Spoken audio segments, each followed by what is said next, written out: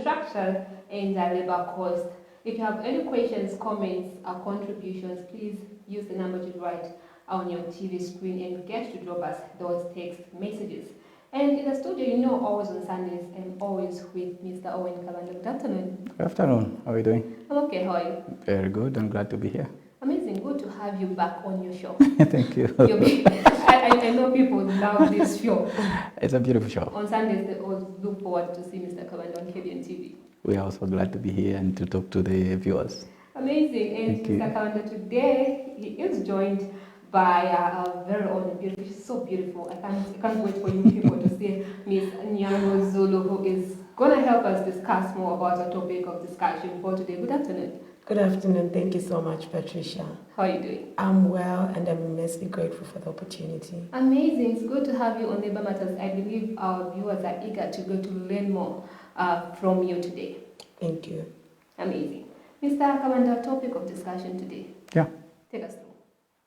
Well, today we would be looking at labor issues with more focus on salary structures.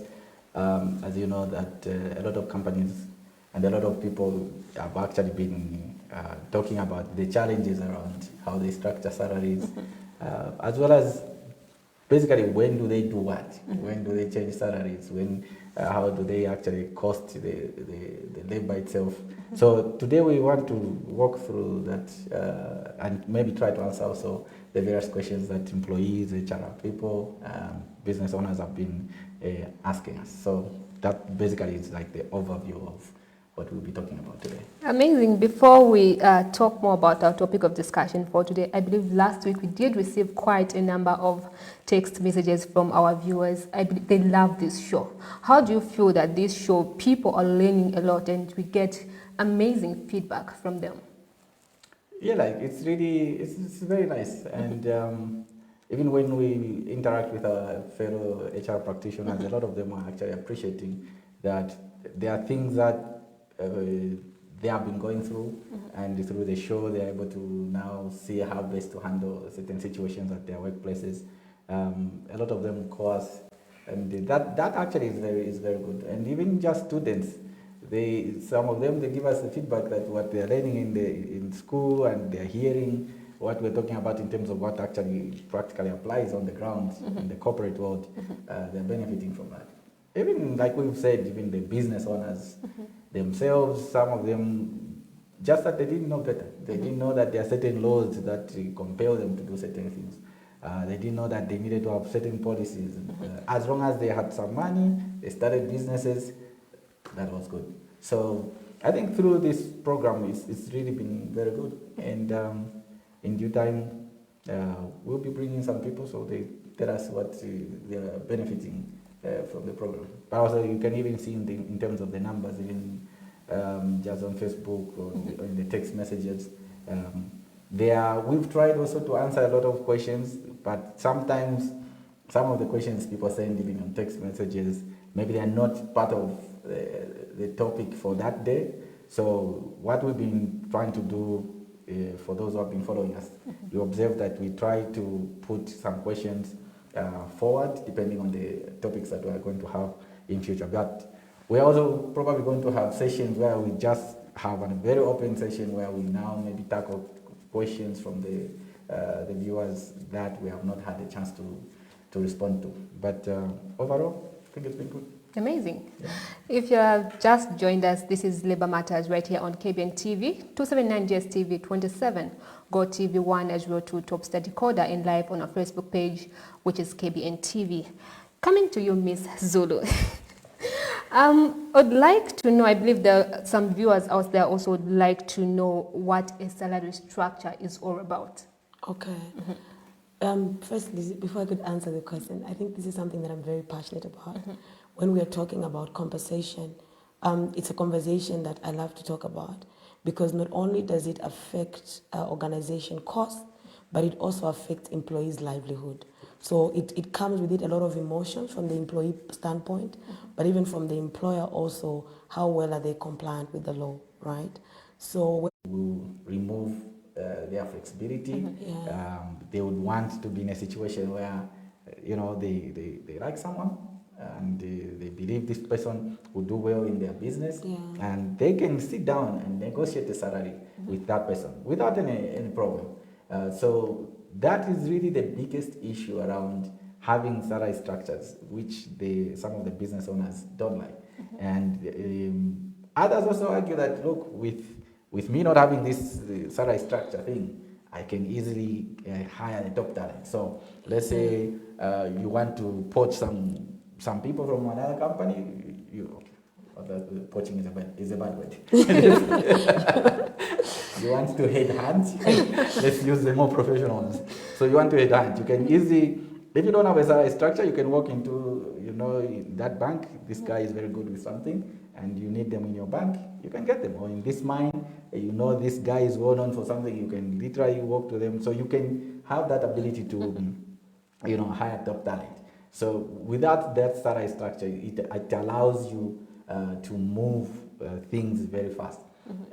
Apart from just the people that you're hiring, when you don't have a salary structure within the institution or the business, it also allows the business owner or the employer or supervisors even to award things like salary increments. If you think this guy is working very well, maybe he deserves to be paid more. So there's that flexibility that when you don't have salary structures, it allows you to make very fast decisions. If you see this person is very dedicated, you can offer them something to keep them. And that is seen usually to be a good way for some businesses to maneuver around how they keep some stuff.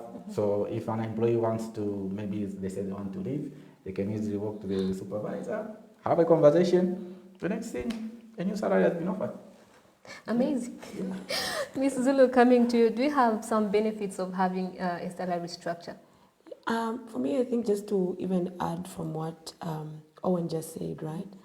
The thing is, if we don't have a salary structure in place, right, you find that there won't be transparency in that organization. So for some employees, it actually might deepen. It might deepen the morale in the organization, right? So it might affect profitability because the productivity is affected. So I think it is important that organizations do consider having a pay structure in place, right? I think for me, what comes to me, for the advantages that I would think of would be one, it would actually drive productivity because I know how the hierarchy of pay is, right? It then motivates employees to actually vie for higher positions because then they know that if I'm at this grade and there's a pay structure that clearly stipulates what each grade gets paid, it means that you've clearly defined what they pay, what you call, the career path for the organization. So for me, I think it would improve performance, right? And also the morale for the employees and transparency in the organization. Because then employees know that this is the career path that I'm taking. So even in the way they are working already and planning their career path, they know exactly what they are aiming for. So those are some of the advantages. And from the employer standpoint, then they know how to manage their costs, they know how to budget, so that also helps them manage their costs. Amazing. From what you've said and what you just said as well, Mr. Kabanda, are you trying to tell me or tell us, the viewers out there, that having no salary structure, some employees may receive different salaries, which might also maybe lead to dissatisfaction? Yeah, so it's very true. So when you look at all those arguments that we were talking about earlier on, where businesses will say, no, because I'm able to hire people, I'm able to maneuver and do these things very fast. In actual sense, for us, we just smile. Because what starts to happen is that, let's even break it down quickly. Let's start from let's just start from the planning stage. Yes. When you have no salary structure, from the planning stage, like what Ms. Zulu was talking about, it becomes very difficult. Because you need to be able to, if you're running a serious business, you need to be in a space where you sit down and say, okay, for the next 5 years, where am I going? Or let's just even look at an annual plan itself, just 1 year. How many people do I actually need in this company? Yes. Right? So from that perspective, we are now saying, okay, I need 10 people, I need 50 people, 400, 1,600, or 10,000 employees, I don't know. When you look at those numbers, you are now sitting down to say, what are the salaries we're going to pay? So now this is the part where, when she was talking about budgeting, because now we are breaking things down, we are now saying, what is the salary for each of these people that I'm going to work with? And then you can make your projections. Because you should also now come and marry it with your revenues and say, are we actually going to make enough money to support these salaries we're talking about? Yes. So really, any serious business has to understand that the salary structure becomes important, because then it helps them with the planning side and the budgeting. Talking about the job seekers. Yeah. Yes, like we said, there are those who argue that they can easily hire people and it gives that flexibility. But you know what starts to happen? Let's say Mr. Zulu here is hiring someone, and after the guy has done a lot of negotiation, he goes home, he's even telling his family, no, I negotiated for 10,000 or whatever, 20,000, 50,000, whatever amount it is. He has started work, he's feeling very happy. Yeah. Couple of months later on, he hears, maybe this is a marketing officer guy, he hears the operations officer, same grade, that guy is getting 20,000, double what he got. Yeah. And he thought he had negotiated. Do you know what that does to the person? Because, okay, so we are doing the same kind of work, Exactly. and this other person is getting more money than me. Nobody wants to be in that space, especially where they think they have similar skills, they have maybe similar qualifications. Yeah. So how come? So it's really important to understand that these things, while they look very nice, where you have not taken time to analyze and break things down, even from that job seeker, you are likely to come and have a very disgruntled employee. When we talk about even the employees themselves, as they are working, remember she talked about also even the aspect of morale and the aspect to do with how happy they will be being in that institution. Yes. If you've been working and you're hearing, you're putting in so much, but other people get more money than you, no, that really doesn't work very well. For the HR practitioners themselves, or even before I even talked about the HR practitioners, it's this aspect. There's an argument about salaries are confidential. Yes. Yeah, so no. So here, when people come, nobody should talk. Please. We know, we have seen that several times. They actually discuss They them. will always discuss. You don't have to talk about your salaries. they will discuss them. At the time of signing contract, we would, now here salaries are confidential. People, whatever happens, just give it time. Yes. They start to hear, oh, this one gets paid this. Sometimes the information doesn't even come from the company. Sometimes it comes from where they are playing, where they went to drink. That's where now you get this much. I can buy for you the drinks. So eventually, yes, it's a good thing to keep the salaries confidential, but people, one way or another, they start to know. Sometimes they don't actually know the right figures, but they speculate. So that's why we're talking about having a salary structure being advantageous. For the HR practitioners I was coming to, you find that as an HR, for instance, when HR people are working in a space where there are no salary structures, that is a very difficult space. It is. Because, and we see this in a lot of meetings we have with the HR practitioners, this is a huge complaint. Because you are now, imagine you are an HR, you're having to offer someone something, and deep down you even know that, okay, this is an officer, but there was another officer that I was just from giving another contract with a bigger salary. Yes. And the guy can't say much. Remember, an HR person is also an employee.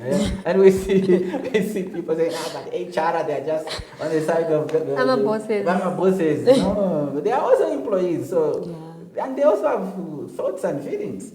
It's very difficult. Sometimes there are situations which are even bad. The same HR, when they were coming in, the HR officer or manager, when they were coming in, they negotiated their salary. Now the man finds, let's say even the HR manager is getting, I don't know, whatever amount he's getting. Then he finds that another manager in operation is getting double. It's getting double their pay. And this guy has to do the payroll every month, looking at the figures. you, you know the pain of looking at a figure and seeing your friend is getting up, and you are there. You have to analyze and approve. And there's nothing you can And do there's about nothing it. you can do. Remember, you said literally non-disclosure agreement. How do you even confide in anyone? And the bosses even tell you, I mean, Baba, you're the HR, you understand That's your contracts. job, just do That's your job. And you have also the same HR, apart from his own pain or her pain, the people also, they demonize the HR. Yeah. Because it was only him or her that I ended up with this salary. Yeah. You know, he just didn't like me. Or some people. So really not having salary structures, it's not a very good thing. Yeah. It is not a very good thing, and it just creates big problems. And anytime you see that you have no salary structure, and even employees are very clever, you should understand that. Yeah. If they know that in this company there is no structure in place, they start also, sometimes they even start to target the bosses because they know someone has to help them to get that bigger salary. Yeah. This is why you find a guy even goes, because the boss plays golf, he'll be there, no, boss, I just pick the guy even knows the names and the birthdays of the boss's children. If they want even a reminding, oh boss, the birthday for Mary is coming up. In case you be busy, we can help. All that is trying to do is to create that like the boss to like them. The time he or she is going to open up a conversation for a salary increment, no, this guy is very good. And you find the bosses even come to HR. I think do something. You guys, you should be looking at the hard workers here. Which hard work? Just because someone has been close to you, it translates into a hard work? No. So having those no structures, it's very difficult, not only for the job seekers, but also for the employees, and also even the HR and the business itself, as we've said. And so those basically actually translate into benefits, because once you have all those things, then you know that you can then be in a space where when a job seeker is coming, you can negotiate. You can at that point you can tell them if there's a salary structure. Okay, this is what we offer here. Our entry salary is this. If you work here for X number every year, we have appraisals. If you perform, the notch will be like that. You can actually show them in advance. Yes. She was talking about career. A person can even see if I'm in this grade, this is what I'm likely to make. And if I want to make more money, then it should be a discussion around promotion going into the next job grade and things of that nature. So that helps for the employee to be very okay in terms of how they plan even their career. But also from the employer side, it helps them with the budgeting and even projection to know how much are we going to be spending. For the HR and the managers themselves, it also really helps them to be in a space where when they have a salary structure, they have grades in place, the supervisor, even the HR, they can have proper conversations with employees. Absolutely. And you also remove the culture of bootlicking, because when people know that it's about who Mzungan Konde, I have to be nice to the boss, then I can have a salary increment, or I can have this, or I can end up having a bigger salary. Once you have proper salary structures, proper systems, we have been talking about performance management systems in the past, you combine all those things, you create a culture where people know, once I have the requirements, the skills, the qualifications, the experience, I'm in this grade, if I work, I can go now into the next grade. Yeah. Well explained. Before I go to Ms. Zulu, maybe Mr. Kanda, do we have any legal considerations that a business needs to make with regards to salaries? Yeah, definitely, and this is why also sometimes I always smile when we hear people know, I can just pay whatever I want, and I don't have to have a salary structure in place. Yes, like we said earlier, where you have no salary structure, all those things are very nice. But remember, there is a law, okay? The Employment Code Act number 3 of 2019. When you break it, when you open it under section 5, subsection 4, it says you shall pay an employee, I'm paraphrasing, you pay an employee equal pay for, they should receive equal wages for equal amount of work. So if the people are doing work which is of similar nature, the law requires that you pay them similar wages of similar salaries, because you have to avoid discrimination. Again, even under section 5, you go from subsection 1, you are talking about discrimination. You shouldn't have policies or procedures or practices that actually are aligned to discrimination. why should someone get more money than me? Because she smiled better or what? So we need to have a base why salaries are being paid at this rate. If you are in this grade, this is the entry, this is the salary. So that section 5, subsection 4, actually puts an obligation on the employer to have in place systems or structures or pay structures that allow for people to be paid in a fair manner. And actually it's an offense. If you haven't complied with it, the employer can be charged. So there are legal obligations around this, but it's also a good practice to ensure that you have proper structures in place so that, as we have said, people are waking up, they're coming for work, they know I put in my best, my employer will pay me according to the work and not me seeing other colleagues. Of course, we are not saying within the same grade you can't have a difference. And again, this is a misconception. Exactly. When you have done a proper salary structure, there are entry salaries and there are notches. So within a job grade, within a pay grade, there are notches. And those differences will come. Let's say someone started, just as a simple example, with 5,000. You find that at the end of the year, they performed well. They've gotten maybe a notch increment of 500. So by next year, they will be getting 5,500. Or it was an increment of 1,000 as an example. By next year, they'll be getting 6,000. But that is already built into the structure. Not that because this person smiled. No, they performed. And when you hire another person, that new person will be on 5,000. So that could be the only difference in terms of, and sometimes it's where we have policies which allow you to start people at slightly higher from the entry salary, because if the policy allows that. But again, they will be in the same grade. So if the salary was from 5,000 to 10,000, you know that these officers will be in this. If the salary is maybe, just an example, if 10,000 to 20,000, just as an example, you know that they're in this. But again, I'm talking about very huge ranges. Usually it might not be like that, depending on how the salary is being set. So there's a requirement by law, but also it's important that you even put in place policies that guide internally how you control that. Amazing. If you're just joining us, this is Labour Matters on KBN TV. Please do keep the conversation going by using the number which is right on your TV screen.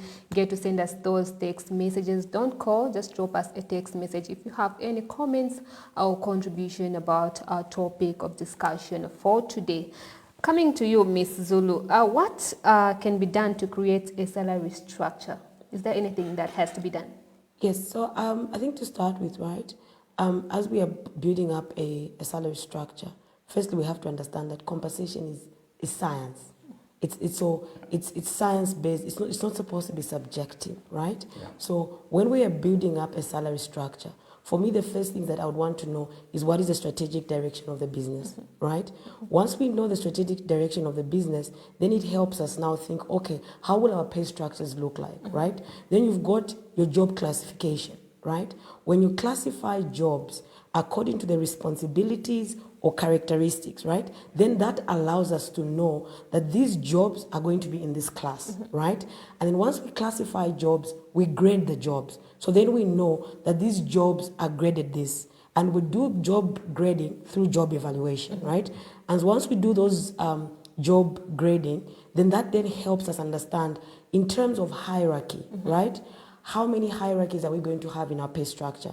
So give an example. Are we going to have grade 1, grade 2, grade 3, grade 4, grade 5, right? Again, that will be informed by the size of the organization and the strategic direction, right, of the business and the ability to pay. So once that is put into consideration, then what comes next now is how are we then going to pay? Because we already know the value of each role, because the jobs have already been evaluated and we've already put the grades there. Then now we need to know, fine, for grade 1, looking at our ability to pay, Owen made mention about the revenues of the organization, right? Because the employer wants to create value for the shareholder. So even as we are thinking around our pay structures, how is the grade 1 going to be paid? So these grades inform you based on the responsibilities. Because remember, we've already created the job profile, right? So if we say, for instance, an officer is a grade 1, so then you know that at grade 1, based on the ability to pay, are we going to be paying 5,000 at entry, right? At median, so these are broad bands, right? At median, what are we going to be paying? At max, what are we going to be paying? And then you apply that up until the grades based on the hierarchy of that organization. So once you do that, then now that becomes your basis at which you're going to compensate your employees. Owen, do you want to add to that? I think much has been said. And really, She wants you to say something. She wants you to say something. I like the fact that she's made it clear that it's science. And this is the problem we see, where just people wake up and say, no, I can also create salaries. Yes. This is what creates confusion, because you just see it and you're okay, I think here I'll pay 1.5. This one, I think I'm not so happy. Maybe just... No, it's not. These are things they're not based on emotions. And that's why we say if internally the company cannot make those things on their own, they bring on board consultants so that they are now helped. Because like what she's talking about, you're talking about revenue, you're talking about, you have to say as a business, where are we? If you have been operating before, normally we even look at your financials for the past 3, 4, 5 years. If it's a new business where you have not had any business, you are just starting, we'll start looking at your financial projections, meaning how much money are you actually going to be bringing in the company. So you cannot say, okay, I'll make 100,000. And when we do the computation in terms of your labor cost, you find that out of that 100,000, like let's say every month, 80,000 is actually going to salaries. Where is the money now for investments?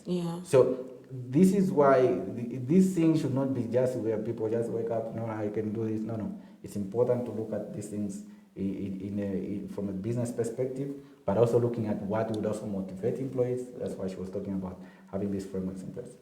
Mr. Kabanda, maybe you can also talk about implementation of a salary structure.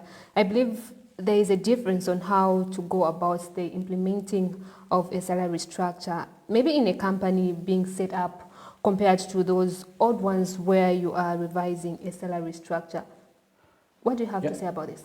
Yeah, so like she was talking about the salary structures being developed in a company. There are different approaches. So if it's for a new company versus an old company.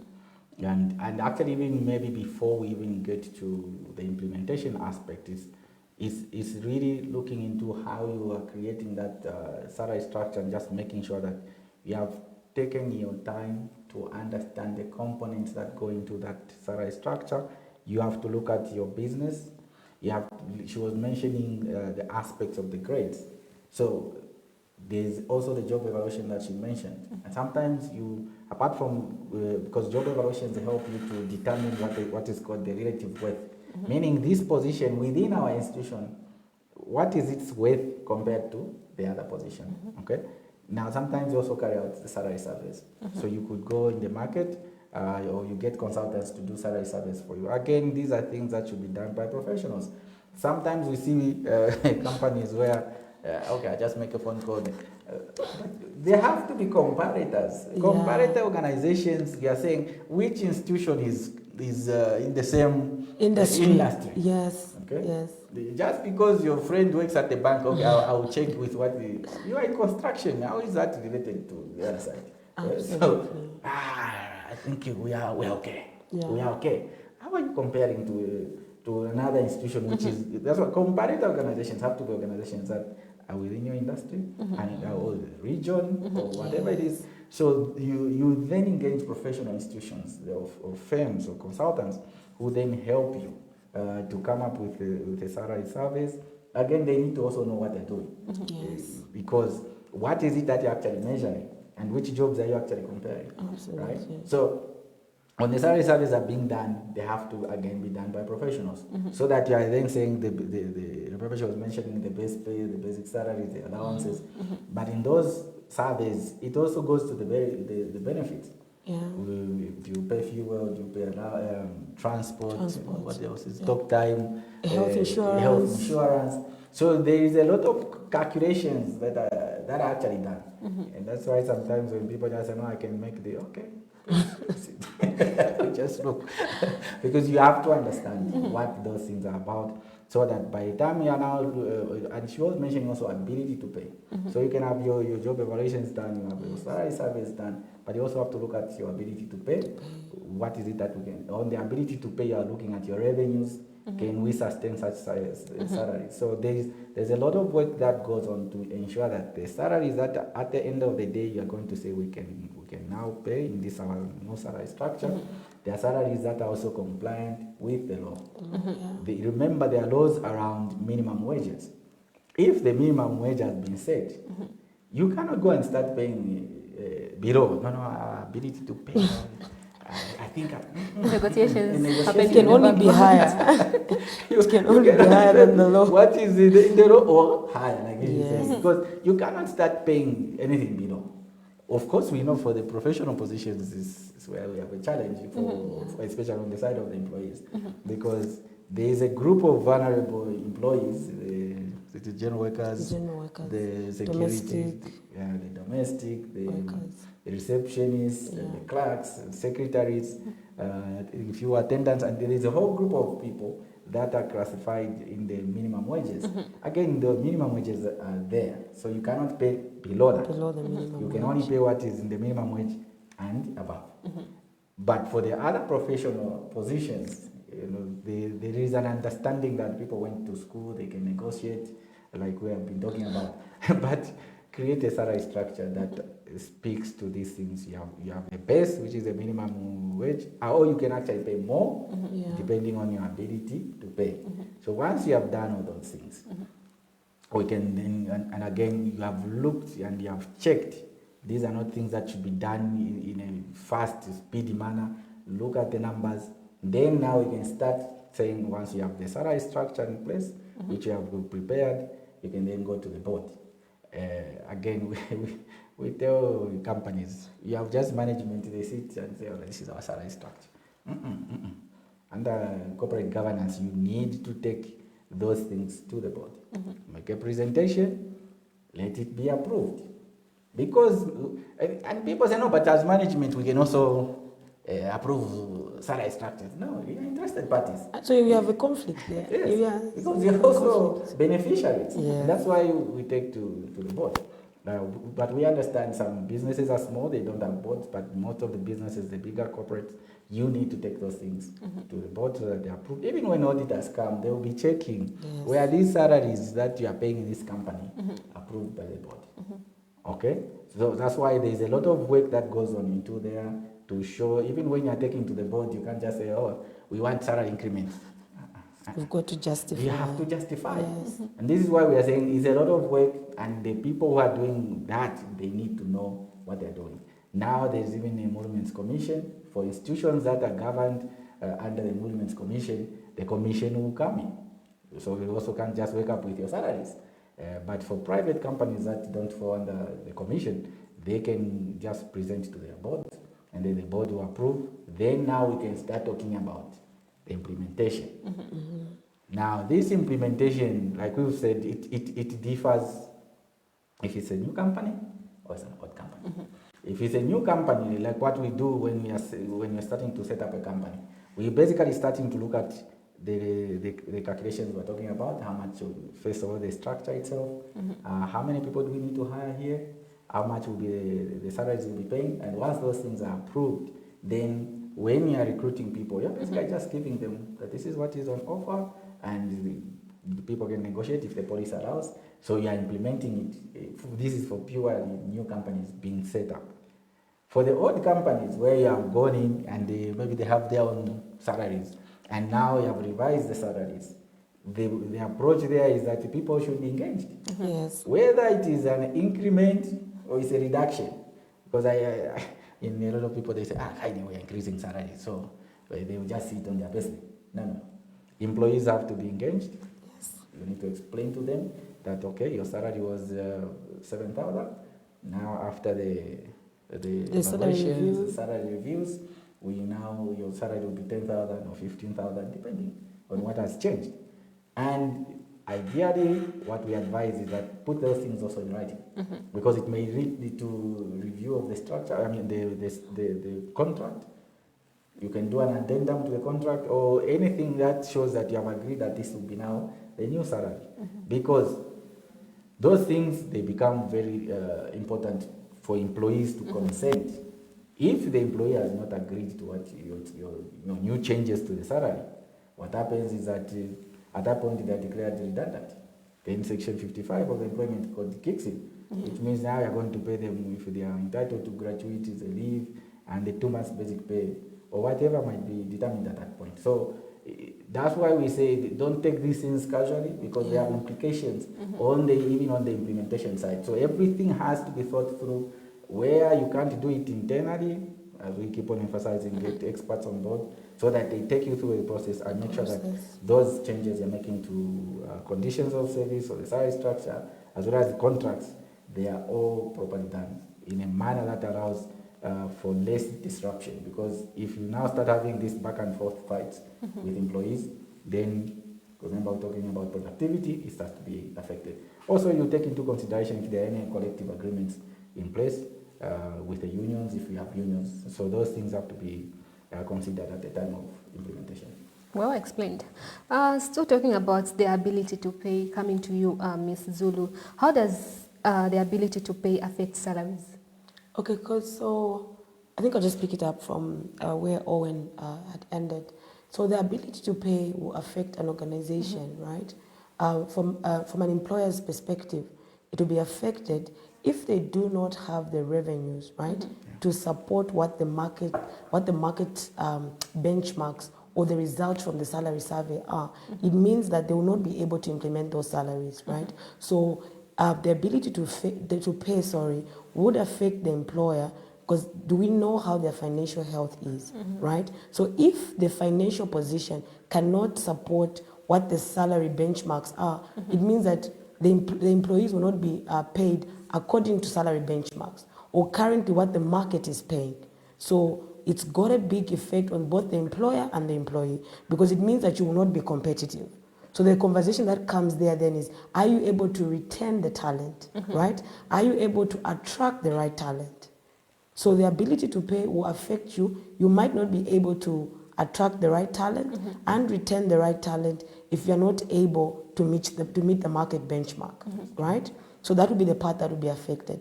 The other part that would be affected would be the performance of the organization.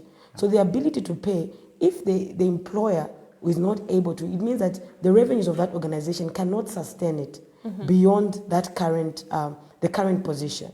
So it will affect the financial position. It will also affect employees, because then it means that for you to retain employees, you must pay according to the market. But it can only be limited within what the employer is able to pay. Amazing. Mr. Kabanda, coming to you, why is it important for businesses to establish an approach to salary review and adjustments? Yeah, really, when you are doing things in a manner that is well organized, it makes life easy for everyone. The employees, remember we've been talking about predictability in business. If employees know when salaries will be adjusted and what it takes for the salary to be adjusted, reasons can't be in people's pockets. You're not surprised. No. How do you retain performance like that? This is why sometimes we can't say much. But the issue is things just need to be very clear.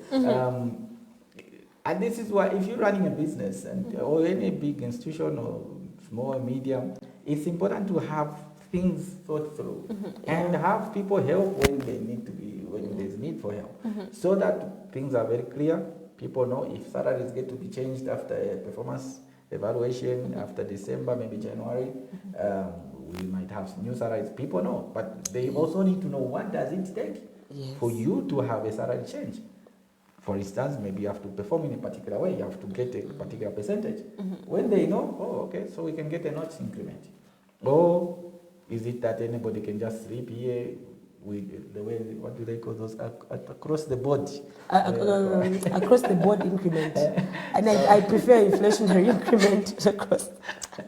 Yeah, that's been much better. It's much better, yes. Because across the board, there are institutions where it doesn't matter how they're performing, you just increase salaries across the board. Well, that also sends out various other messages to employees and the market. But really key to it is that you should be in a position where salary reviews, they are well known, and it also allows people, it also reduces this unnecessary tension between employees and HR and employees and supervisors. Yes. Because where things have not been clear, it means I will be thinking, maybe I've been talking to my supervisor. Maybe my supervisor is not just talking enough to the bosses. Yeah. You understand? Yeah. So maybe he just doesn't like me. Now all sorts of speculations start to kick in because maybe the supervisor is also going talking to the bosses, but there's nothing that they can do. That is because anyone thinks, even in the course of the year or any other time, you can basically just walk in and negotiate a salary. And this is why we say, on the side of the employee, we say, if your institution does not have a salary structure, try your luck. Yeah.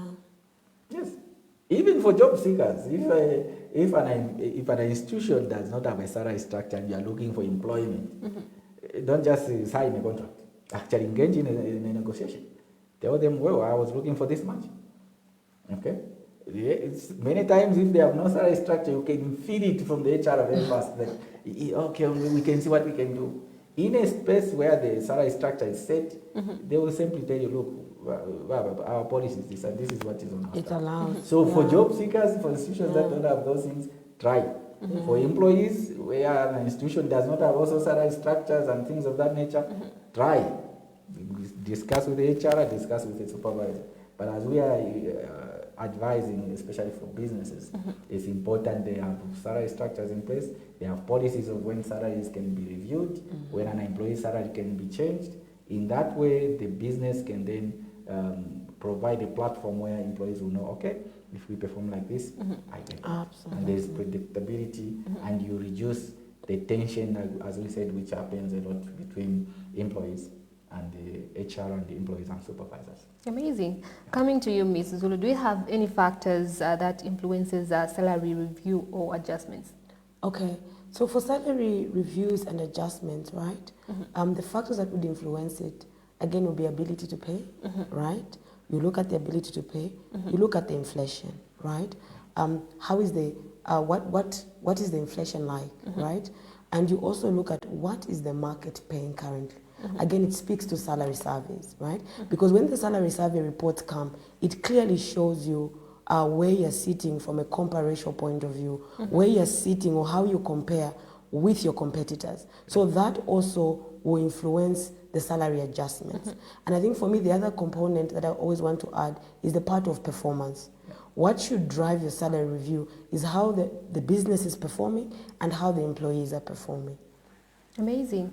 Mr. Kabanda, maybe you can also talk about the salary structures. How does it help in terms of labor costing when it comes to business? Yeah, so that component is a component that gives people headaches. And a lot of people don't want to actually look at it. So the businesses will just want, okay, I pay 3,000. Okay, that's a salary. That's not a cost. Yeah.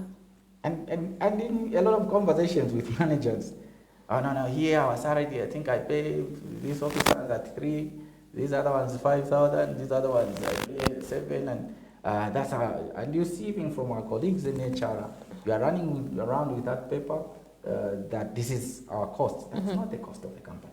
It is nowhere close to being the cost of the company. So, in terms of once you have the salary structure, you then start building on what is it costing the business. So you now say, okay, if you have this basic salary and the allowances, which gives you your gross, we now start computing what is the cost for a pension scheme, that's NAPSA or in a private scheme you have. You start loading the cost of NEMA or private medical insurance. We're starting to compute the cost of gratuity at 25%, 30%, or whatever percentage you have, as long as it's above 25% for those contracts that are eligible for that. Then the cost of leave. There is also cost of workers' compensation, which though it's paid annually, we compute based on a monthly basis and it depends again on the industry. There are different rates for companies in construction versus offices or investment companies or whatever it is, a place like this, it will probably pay less than what a construction company will pay. So you have to understand the actual rates so that you will load that. And then any other costs the employer incurs on the employee, then now you add up all those things. You then have a total cost to company. What that now means is that we should now be looking at, okay, if this is our cost, remember we've been talking about revenues and shareholders, we should then have a candid conversation. And this is the thing that people don't like. No, but look, no, if the company computes the cost, you should now be saying, okay guys, on the revenue side, how much are we going to make? Because at that point now it starts to check.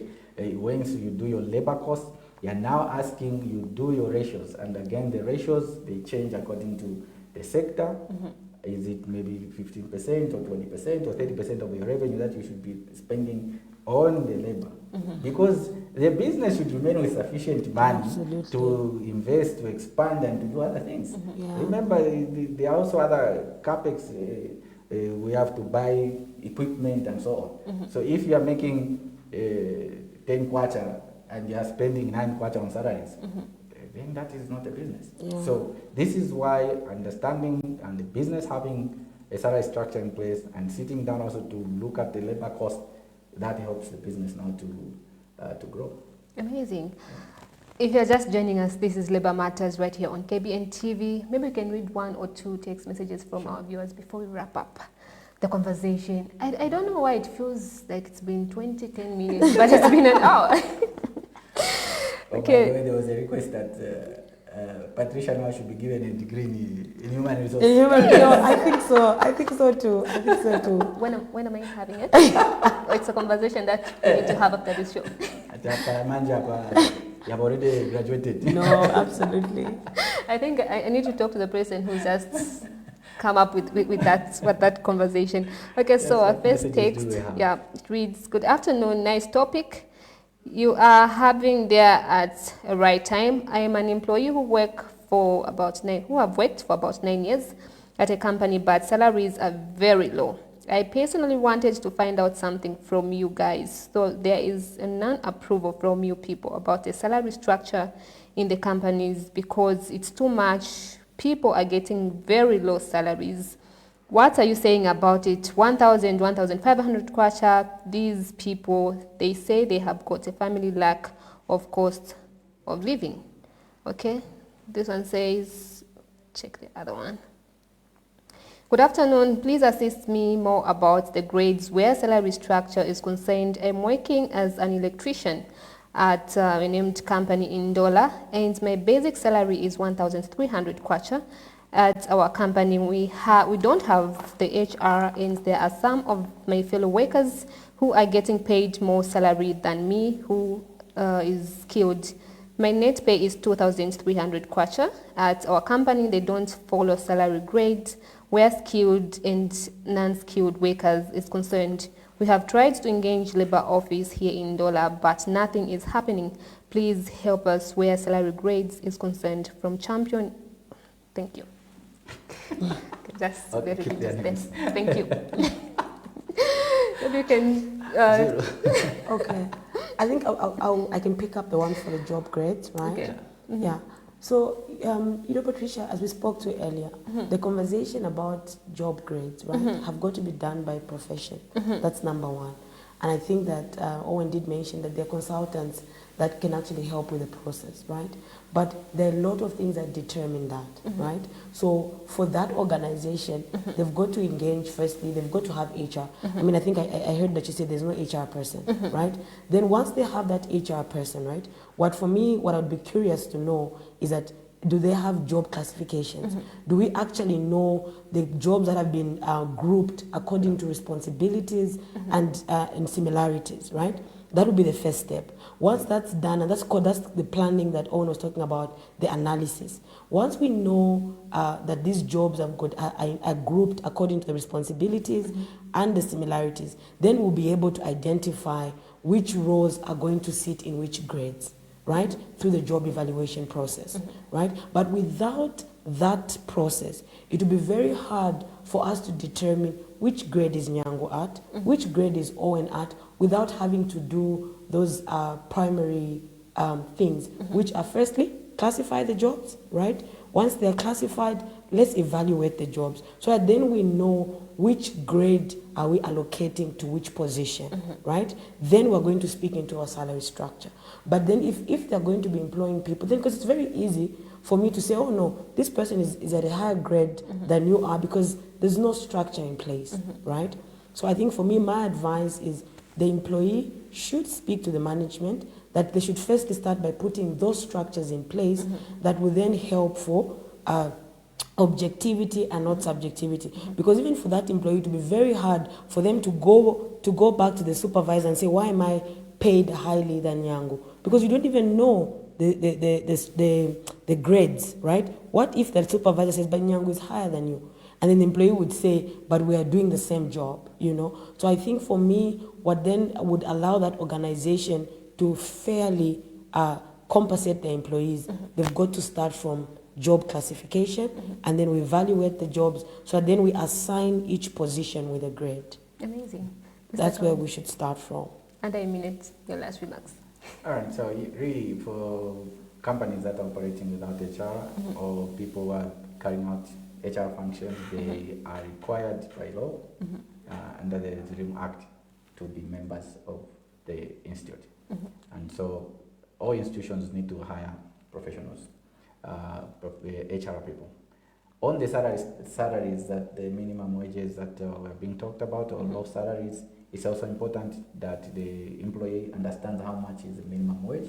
So if the employer is paying less than the required salaries, the employee has a right to approach labor office. And if labor office it's an issue beyond labor office, the employer has a right to take the employer to court. And again, yes, we know that it's an issue where you don't know how much you have to pay, the lawyers and so on. There are institutions that help people who can't afford lawyers. Key to it, check the minimum wages as provided under the law. Amazing. And a minute, your last remarks. I think for me, firstly, is thank you to Owen and yourself. This has been an absolutely great conversation, and because I'm very passionate about compensation. But then I think this is just to both the employer and the employee, right? For the employer, it is very important to have a pay structure that then allows them to manage their costs effectively. And from the employee standpoint, it allows them plan for their career growth, right? And drive the right performance in the organization. Amazing. I believe some people wondering, oh, they didn't read some of our text messages. We always tell them where you take them from here. Now, for text messages, keep them coming, and we do forward them to the relevant authorities. Otherwise, we always appreciate the feedback. Some of them are questions that we are able to answer beyond this program. Amazing. Yeah, this is the end of Labour Matters today, but next week we come back from 15 to 16 hours right here on KBN TV, the finest television. And today we're talking about an interesting topic, and thank you very much for the feedback, for all the text messages that you've sent through. Please do keep the conversation going. You can also go on our Facebook page, which is KBN TV. Get to watch this program. If you've just joined us, we are streaming right on our Facebook page. My name is Patricia Chilambika. Until next week, same time, same place. It's goodbye and God bless.